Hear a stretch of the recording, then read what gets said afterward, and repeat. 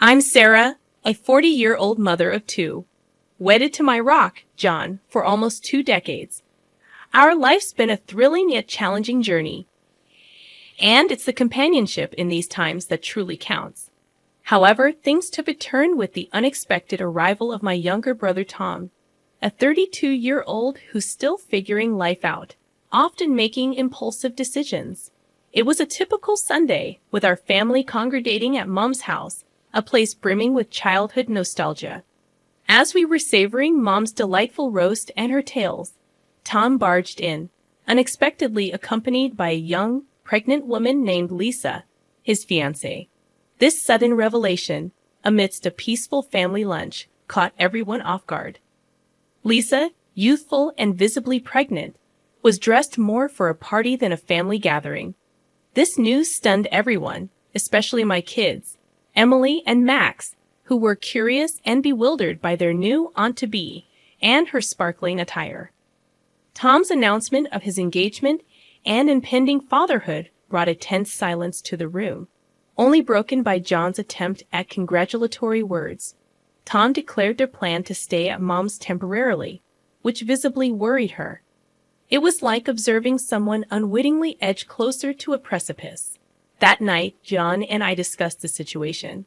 He expressed his concern about Tom's irresponsible behavior and the strain it was putting on my mother. The following days were chaotic, with Tom and Lisa overstepping boundaries, while Mom tirelessly catered to their needs, visibly worn down by their lack of gratitude. One evening, I found Mom in the kitchen, her fatigue evident.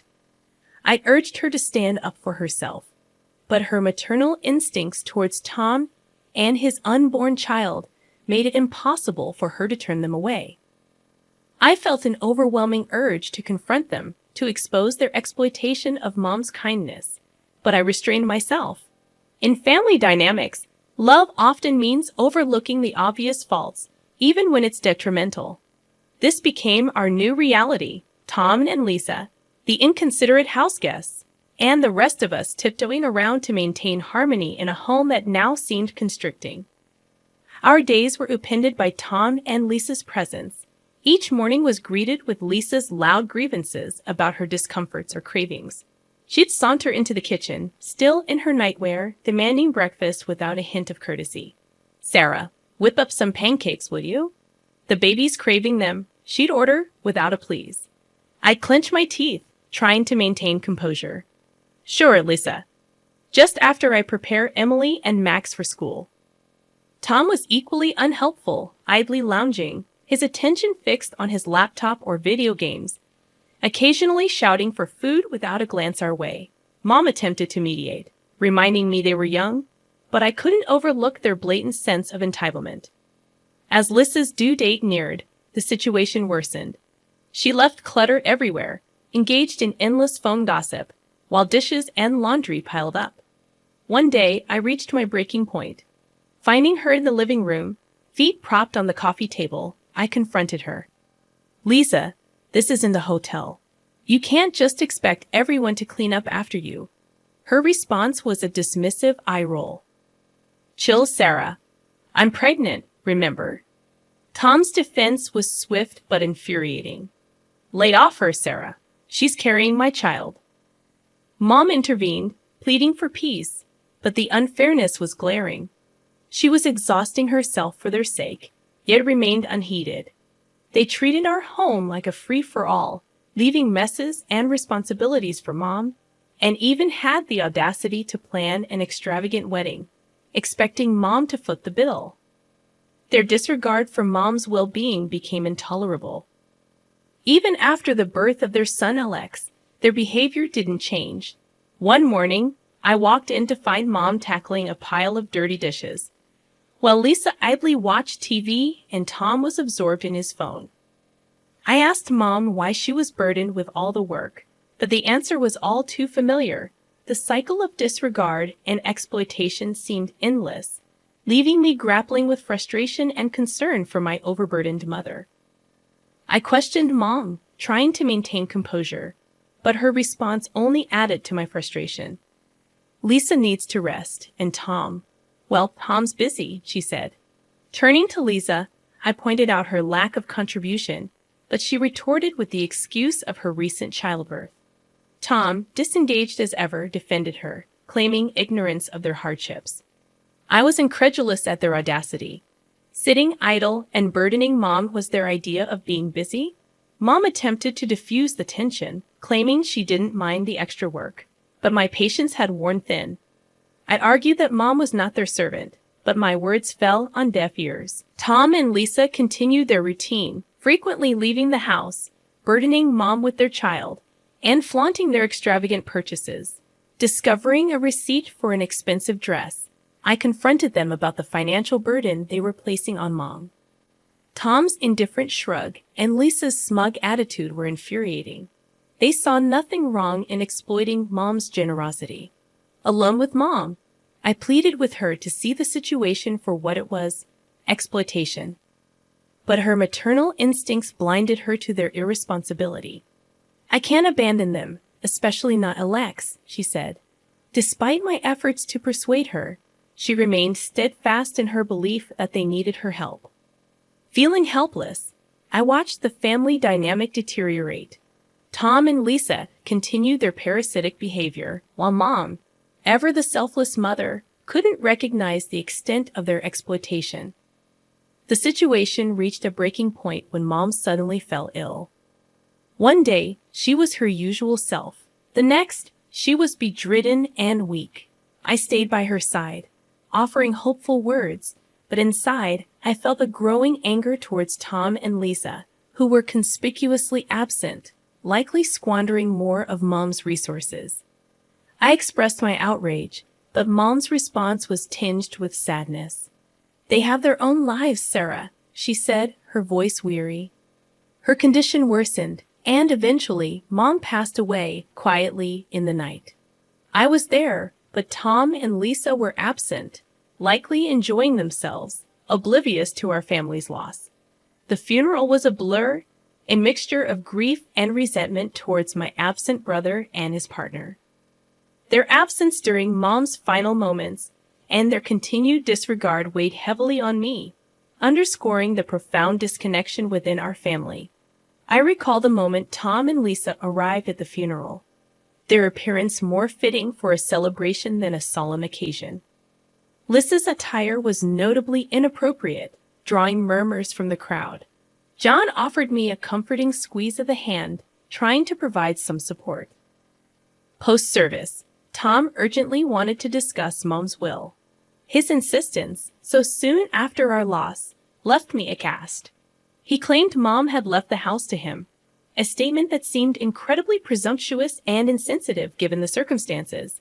My protests about respecting Mom's memory fell on deaf ears. Tom was adamant about his entitlement. The following day, I visited Mom's house to gather her belongings, but I was met by Lisa's sneering face at the door. She coldly informed me that the house was now theirs, claiming Tom had inherited everything. Tom's appearance, confirming the claim with a smug grin, sparked a mixture of anger and disbelief in me. I felt alienated, standing at the threshold of my childhood home, now claimed by my callous brother and his wife.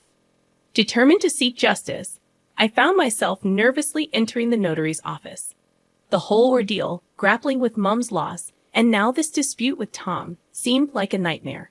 Mr. Jacobs, the notary and an old family friend, greeted me with a solemn expression.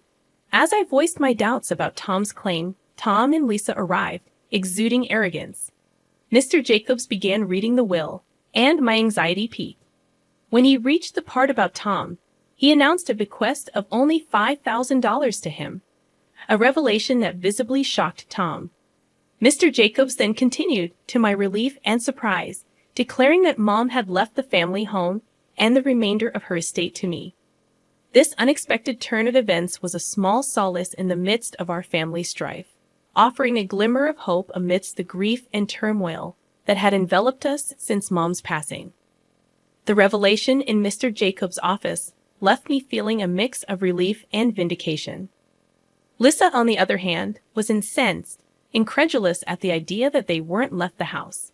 Mr. Jacobs informed us that Mom had made this last will only a month ago, due to her concerns about being pressured by certain family members.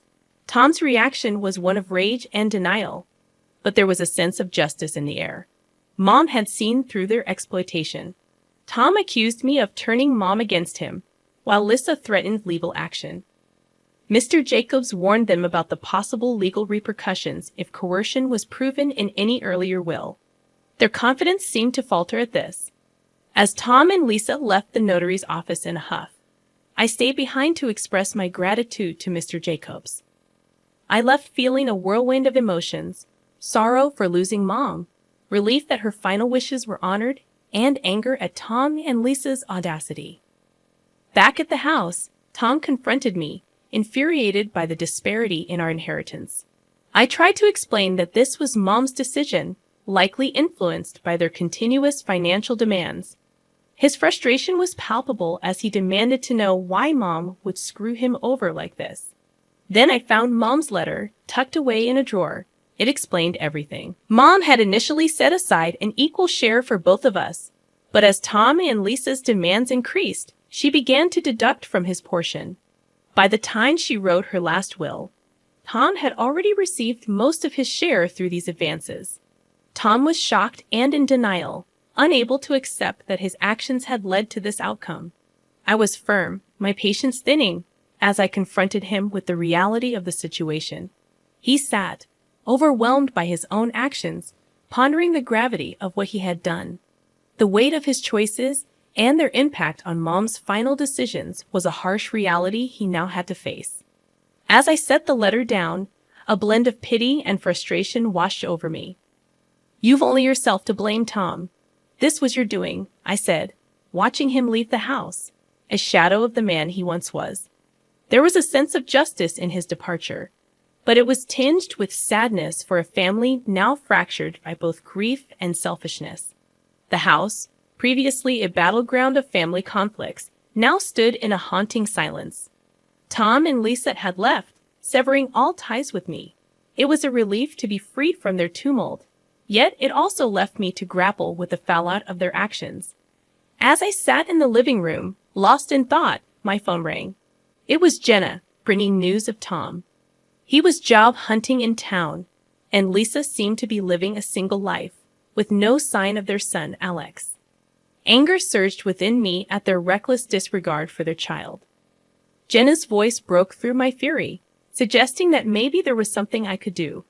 Her words ignited a spark of determination in me. I had to fight for Alex. He deserved a better life. The next day, I met with a lawyer, Ms. Rivera, a straightforward and determined woman. I laid out my case, my resolve firm. "I want to pursue custody of Alex. He's in a toxic environment," I told her. Ms. Rivera, sizing up the situation, agreed to help, though she warned it wouldn't be easy. The ensuing legal battle was arduous, with Tom and Lisa oscillating between cooperation and hostility. But I remained steadfast. John's support was unwavering, his arms a haven of comfort after each challenging day in court. "You're doing the right thing, Sarah. It's hard but necessary," he reassured me. The day I was granted temporary custody of Alex was filled with mixed emotions. He was a sweet, bewildered boy, but gradually he began to adapt to our family. Emily and Max quickly grew fond of him, and he brought a new joy into our home. Tom's reaction was one of anger and resignation. "You've taken everything, Sarah," he accused. I stood firm, knowing I was protecting Alex, a responsibility Tom had neglected. As Tom walked away, I realized our relationship might never recover, that this was about Alex's well-being, not our sibling rivalry. With Alex, life took on a new dimension. There were challenges, of course, but also moments of laughter and love. He was slowly becoming a part of our family, and I was resolute in making his presence permanent. Looking back, I knew despite the hardships and challenges, we were building a brighter future, one filled with hope and the love of a family reunited under new circumstances. Making the decision to bring Alex into our family was undeniably the right choice. It marked a new chapter for us, an opportunity to heal, grow, and foster a future brimming with love and stability. This was the legacy I yearned to create, a vivid departure from the selfishness and discord that once loomed over us. Our home, once a symbol of family strife, was now alive with laughter and the joyful sounds of children. Alex had seamlessly integrated into our lives, his presence a beacon of happiness. One evening, as I tucked him into bed, his innocent question about staying with us forever warmed my heart. "Yes, Alex, you're part of our family now," I assured him, and his contented smile was all the confirmation I needed. John, standing by the door, shared a look of pride and fulfillment. "He's really fitting in," he observed, and I couldn't help but feel a sense of achievement. We were providing Alex with the life he deserved. The next day brought the exhilarating news. The court had granted me full custody of Alex. Overwhelmed with emotion, I thanked Miss Rivera profusely. The family's reaction to the news was a beautiful sight. Emily and Max embraced Alex, and even John was visibly moved. "We're a complete family now," he said, voice laden with emotion. The journey had been tumultuous, but it strengthened us. While I occasionally thought of Tom and Lisa, hoping they would find their path, my priority was our children and our family. In the following months, Alex flourished, transforming from a timid child into one filled with confidence and joy. One day, while playing in the garden, he presented me with a dandelion, proudly announcing his wish for us to be together forever. Holding him close, I assured him that his wish had indeed come true. Looking around at my family, I felt an overwhelming sense of peace. We had navigated through the storm and emerged more robust. Our future was a canvas of hope, love, and endless possibilities. This was our story, a testament to the resilience of family and the transformative power of love. It was a future bright with promise, and we were more than ready to embrace it wholeheartedly.